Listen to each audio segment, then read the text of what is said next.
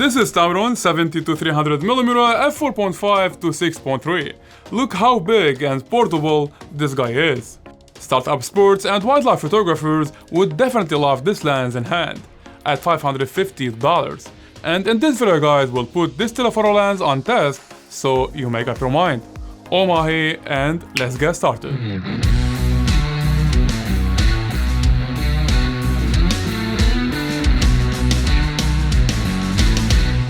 The 70-300mm lens is made for Sony full-frame cameras, however, it's a great combination with any of the Sony APS-C sensors.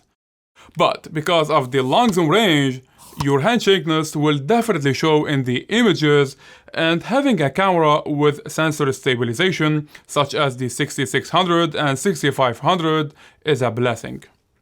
And by the way, I'm giving some of the raw sample images free to download, so check the link down below. I'm amazed how good is the autofocus speed in this budget telephoto lens. I found the focus being really fast and snappy, and indeed that's really a great feature when doing sports and wildlife photography. Thumbs up Tamron, well done. So before getting the lens tested in wildlife, I gave it a shot in sports photography. It's my first time doing sports photography, and I'm not that expert in moving the camera quickly from a subject to another, and indeed the players are not positioned in my favor, they keep moving from a spot to another, so I only ended up with a few nice images. But overall, the lens works fine in such a shoot, and make sure to use fast shutter speed to capture the motion properly. Since Tamron 70-300mm has a variable aperture, let's get an idea at what focal length the aperture changes. At 70mm, we start with f4.5. At 120mm, we get f5, f5.6 at 160mm, and a 6.3 at 240mm. As I mentioned earlier, I'm gonna test the 70-300mm lens with both full frame and APS-C camera. And therefore the same lens becomes 105-450mm on a crop sensor camera. See here for example, this one at the 300mm full frame, and the other one is at the same 300mm on a crop sensor camera. Indeed we get more reach on the 6600 camera. It's possible to use the lens on a crop sensor camera, but the image quality is remarkably softer than a full-frame image. Indeed, we get more reach, but you know the lens is originally made for full frame, and supposed to work the best on such a sensor. Although I'm not a wildlife photographer, I enjoyed my day pretty much, trying different techniques to get the best shot. Patient is all what you need to get. You cannot pose the animal to your favor, and I'm new in this type of shootings, I'm making my way. Until the monkey turned away and showed me his butt. What the heck is going with you, mate? Come back and show me how to suck your foot. Oh, by the way, your skin looks very sharp with this lens. But it's not making you beautiful, honey. And by the way, aim for fast shutter speed as much as you can in order to get sharp images. These animals are moving frequently and your hand is shaking as well at a long range. At the 300mm zoom with the 6600 crop frame camera, we get about 450mm zoom range. 150% more reach than a full frame. Even though this lovely lens has no image stabilization, we really get a nice performance out of the camera sensor image stabilization IBIS, whether on a full frame or APS-C camera, and in my case, the Sony a7 III and Sony 6600 camera. And I totally get it why there is no image stabilization in this budget lens, it's only selling at $550. However, I didn't like the video out of the crop sensor camera, the 6600 I mean, because of the rolling shutter, which make the combination of this lens and the crop sensor camera useless in videos when doing pan and tilt shots. Now the 70-300mm Tamron lens built of plastic, solid plastic.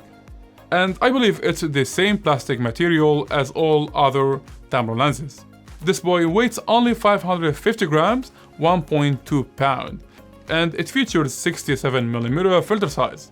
That's a bit small size for such a zoom lens, and the payback here is the variable aperture. The 70-300mm lens features moisture-resistant construction, however it's not weather-resistant and might not survive severe forecast. Because this lens is a telephoto, it definitely shares long minimum focus distance. On papers, it's about 80 cm, 31.5 inches. However, when using the lens in the real world, the claimed minimum focus distance, the 80 cm, is only at 70mm focal length. And in fact, the minimum focus distance extends to a large distance when zooming in. How the super lens works in portrait photography. Long story short, avoid the 70-300mm lens in portraiture photography, and that's for one reason only. Avoid disconnection with the model. So as zooming in to 300mm, the model will be unable to hear your instructions. There is no really a good communication, and trust me, I've been through such a bad experience in the past, and I learned from my mistake.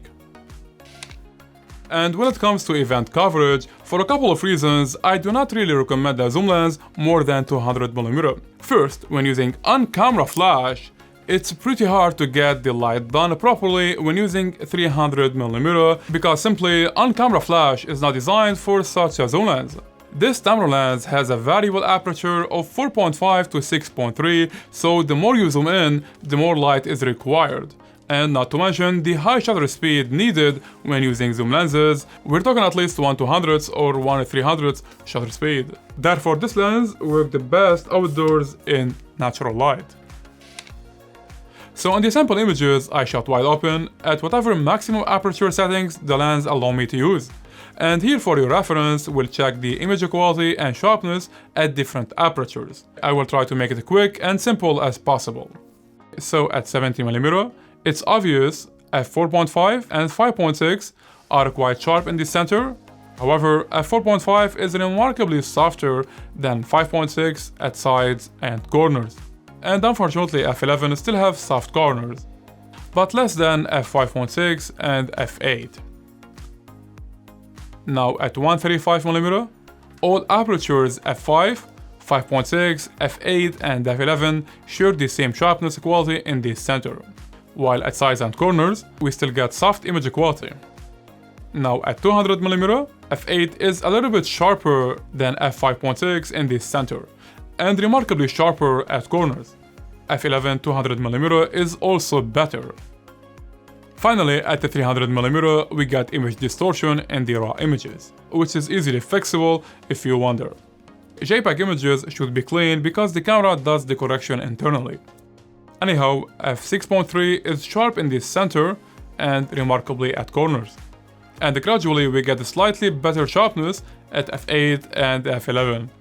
I'm really shocked how 300mm has better image quality than all others 70, 135 and 200mm. Now when checking color fringing, so far I noticed that this Tamron lens has no chromatic aberration in the field. Here for example, we have a clean image even though the sun is in a backlight position. Wonderful job, Tamron! So after using the 70-300mm Tamron lens for about 3 months, I can tell it's a great lens for the value, and indeed you can make great images out of that range. I hope this video helped in making your decision. Let me know if you will consider this lens in the comment section down below. Show me thumbs up and bump that subscribe button for more. This was Oma, and see you guys in another one.